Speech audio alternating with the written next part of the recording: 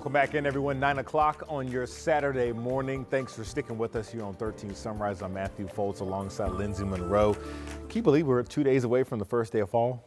No, I literally was stumbling over my words a second ago because I'm like, wait a minute, that can't possibly be accurate. And I'm like, wait, it is. It's crazy. The fall season. I know. It still feels like summer. Well, this is the final weekend of summer, and Mother Nature is going to bless you with some summertime temperatures while we still have a couple more days here. In fact, today is going to be kind of the last of the well above average stretch that we've been in, with upper 80s near 90 for highs. Today we're still looking at the upper 80s for most of central Indiana, but we've got this cooler pattern that's going to rotate in. Got this area of low pressure finally to our northwest, and that's breaking down the stagnant pattern that we've been sitting in the past several days. It's already produced some scattered rain across northwestern Indiana.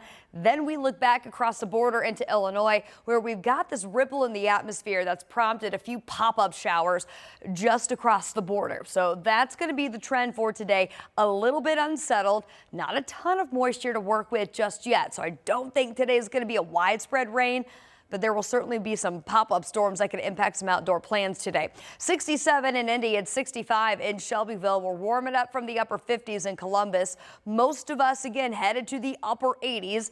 Yesterday, we officially got to 88. I believe we'll be perhaps a degree shy of that, simply because the cloud cover will take over a little bit more. That might hinder temperatures. And then we've got some rain to talk about. Again, not going to be a widespread all-day rain out type situation, but there will be, especially as we get into the peak daytime heating, some atmospheric energy to work with that will promote some shower development. This is around 5:30 today. Notice, not everybody going to get in on this. Going to be quite isolated. But in the vicinity of perhaps Bloomington when we see that 7:30 kickoff between Illinois and Indiana later tonight. We're going to keep you posted on rain chances today, talk about the potential of some isolated stronger storms on Sunday coming up in the full forecast. All right, we'll see you then, Lindsay. Well, right now, Metro Police are investigating a fatal crash in downtown Indy. This is video of the scene around 3:30 this morning. Metro Police telling us the crash happened at the intersection of East and Ohio Streets, and investigators say at least 2 cars were involved and 1 person died. We're still working to learn how this crash happened, and of course, we'll keep you posted as soon as we learn more information, both on air and online at WTHR.com. This morning, we're hearing from the Hamilton County Election Board after a proposal that would have let people vote at any polling location in the county was shot down. The election board needed unanimous approval on this proposal, but Ray Adler, who was the only one who voted against it. He says that he believes sticking with precincts ensures voter integrity. The proposed vote center model would have reduced the number of polling locations from 235 to 57. And again, as I mentioned, would have allowed voters to vote at any location in the county. Right now, supporters believe that the switch would have saved the county money and made voting more convenient. But if we are restricting the elderly, some of the poor people from being able to travel to vote in some of these areas, I think that's a disservice to us as Americans. Now, Adler did say he may reconsider in the future, but right now wants to see how other counties do it first. Well, this morning, the family of a Beech Grove police officer killed in the line of duty 25 years ago is now helping to protect other officers. Take a listen. We kind of feel like we've just kind of come full circle with everything, and we knew we wanted to do something big for the 25th. You know, it's a PowerPoint. Now, every year since Officer Bill Toney was killed, his widow, who you just heard from, and their family have gathered for a memorial. They've raised money for a number of causes over the years, and now they're working to put a bullet-resistant windshield in every Beech Grove police officer patrol car. Elwood police officer Noah Chavez was shot and killed through his windshield during a traffic stop. And this is a mission that his family is also trying to support and get behind. Yes, it's protecting their officers, but it's also acknowledging and remembering what Noah did and how to, how that needs to be prevented.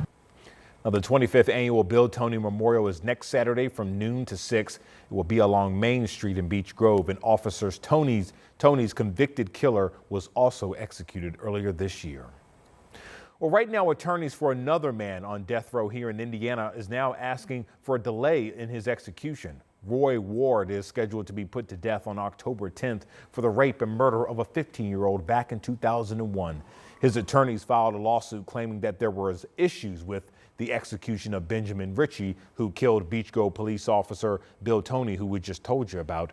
Ritchie's lawyer said that he felt pain during his execution, and Ward's team says they don't want the same thing to happen to him, claiming it would violate his Eighth Amendment rights. The state says any response to this latest filing must be submitted by next week. A clemency hearing for Ward is scheduled for Monday.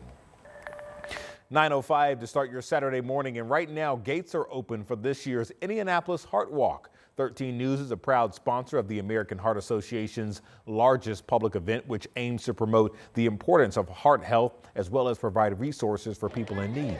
So Ella Rhodes, she has been live at Victory Field ahead of today's event. And Ella, how's it going out there right now? Well, Matthew, people are about to start walking soon at 10 o'clock.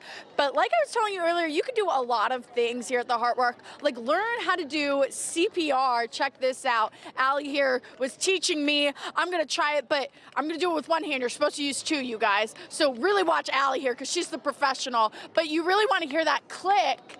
And she was saying staying alive is how really to keep that momentum, keep that beat.